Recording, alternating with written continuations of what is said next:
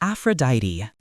Aphrodite, the goddess of love and beauty, was born from the genitals of Uranus, making her the oldest of the Olympians. A mischievous god, she would use her powers for her own amusement, making Zeus sleep with mortal women so he would have to face the anger of Hera. Responsible for sexual attraction in both mortals and the gods alike, she would often be accompanied by Eros, known to the Romans as Cupid, whose arrows could charm any creature, with the two striking love into the hearts of unsuspecting mortals across the world. Narcissus. For one man in particular, Eros shot many arrows into the hearts of potential lovers who found themselves attracted to a beautiful young man who went by the name of Narcissus. While he was blessed with great beauty, he was also burdened by vanity and arrogance, taking pleasure in cruelly rejecting the advances of the many women who pursued him. But soon, he would cross paths with the nymph Echo. Cursed by Hera after she became the object of Zeus's affections, Echo was unable to use her voice except to copy the words of others. Echo had been in love with Narcissus for some time, but when she finally found the courage to approach him, all she could do was repeat what he said. Unamused, Narcissus would cruelly reject her too, and in doing so would crush her spirit. In her grief, she would slowly waste away until only her voice remained, a voice that can still be heard today as Echo repeats our words back to us. But Echo would not go unavenged, as Nemesis, the goddess of vengeance, had been watching. When Narcissus next bent down to drink from a lake, he would finally find the one he loved, yet it was not a woman, but instead his own reflection. Mesmerized, he stared deeply into his own eyes, unable to turn away. For weeks he stayed by the pool, gazing at his own reflection, until finally he could endure it no more. Realizing he would never be with anyone as beautiful as himself, he would take a dagger and plunge it into his heart. From where his blood touched the earth would bloom a beautiful flower, the first Narcissus, with the word Narcissus stemming from his story. Pygmalion's statue. But while some, like Narcissus, would become lost in the depths of love, others would seek endlessly to find it. One such man, Pygmalion, was a great artist from the island of Cyprus. But after many years of unlucky love, he had given up on women entirely, resigning himself to a life of solitude and instead focusing all his attention into his art. Beginning work on a new statue, Pygmalion would labor day after day until the figure of a woman would begin to appear before him.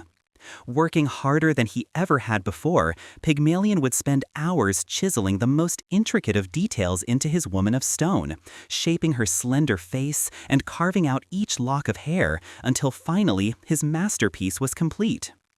As he stepped back to admire his work, Pygmalion was struck by the beauty of his creation. Never before had he seen a more perfect statue, nor even a real woman, who could match what he saw before him. Spending hours holding the statue's stone hands and kissing its cold and lifeless lips, Pygmalion would grow ever sadder and more lonely as he realized that he would never find a woman he loved more than the one he had carved from stone. Spending night after night in the workshop, Pygmalion would pray to the gods to bless him with a woman as perfect as his statue. But as he prayed, the stone figure behind him would begin to transform. Its cold and lifeless hair would turn into long and flowing locks, while its gray and cracked skin would soften and become warm to the touch. Looking up in surprise, Pygmalion would be shocked to see a face smiling back at him, not one of stone, but one of flesh and blood. Always happy to help those seeking love, Aphrodite had answered his prayers, with the once lifeless statue introducing herself as Galatea, before stepping down from her pedestal and embracing Pygmalion, his years of loneliness and isolation finally over. Eros and Psyche. But while Aphrodite took joy in helping young couples find love, she was also a vain and jealous goddess, and would take revenge against those who stole the spotlight away from her. Such was the case with the Greek princess Psyche, a mortal woman who was so beautiful that it was said she surpassed the goddess of love herself.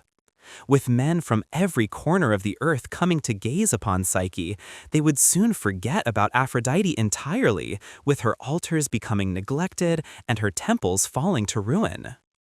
Furious that none were paying her attention, Aphrodite would call upon her companion Eros, demanding that he use his powers to make Psyche fall in love with the most vile and despicable man on the face of the earth. But when Eros went to carry out her instructions, he too would be struck by Psyche's beauty, falling deeply in love, and for the first time, refusing to follow Aphrodite's commands. However, as Eros would now refuse to strike any man with love for Psyche, she would grow sadder and more lonely as the years went on, before finally turning to the Oracle of Delphi for help. Following the oracle's instructions, Psyche would travel to a magnificent palace where it was said her husband would come to claim her. But upon arriving, the palace's servants would warn Psyche that her new husband was a secretive man and would only visit her in the dark of night, with her never allowed to ask for his identity nor seek to look upon his face. Overjoyed with her new life, Psyche would spend every day in the palace's beautiful gardens. But one day, Psyche would be overcome by her curiosity, taking an oil lamp and lighting it in the early hours of the morning. Looking down, she would be overcome with joy, as her husband was none other than Eros, the young and handsome god of love. However, in her excitement, Psyche would lose her grip on the lamp, with the hot oil falling down onto Eros's shoulder, causing the god to wake up in fright. Disappointed that Psyche had failed to keep her trust in him, Eros would tell her that the marriage was over before flying back to Mount Olympus. Distraught at the loss of her husband, Psyche would visit Aphrodite, begging the goddess for a chance to see Eros once again.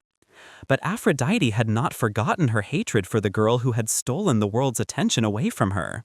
And so when Psyche arrived to beg at the foot of her throne, Aphrodite would laugh in delight, setting the girl an impossible task.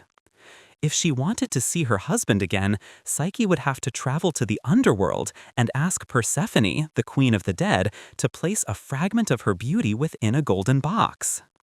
Traveling to the underworld, Psyche would come to the river Styx, and after paying Charon's fee, would be ferried across its dark and haunting waters. Arriving in the throne room of Hades and Persephone, Psyche would approach the queen of the dead, who was happy to give her assistance, placing a fragment of her beauty within the golden box. But as Psyche began the trip back to Olympus, she would become overwhelmed by curiosity once again, lifting up the lid of the golden box and taking a look at the fragment of Persephone's beauty contained within. But such things were not meant for mortal eyes, with Psyche falling to the ground and being enveloped by a dark and endless sleep. It was at this moment that Eros, moved by the length Psyche had gone to find him, would fly down to Earth and use one of his arrows to save her from the grip of eternal sleep. Returning to Olympus, Zeus would arrange for them a great wedding celebration where he would grant Psyche the gift of immortality. And so it was that Psyche, whose name means soul, would become a goddess. In her union with Eros, love and soul would now be forever linked, with their child Hedone, a goddess of pleasure, bringing joy to mortals across the earth.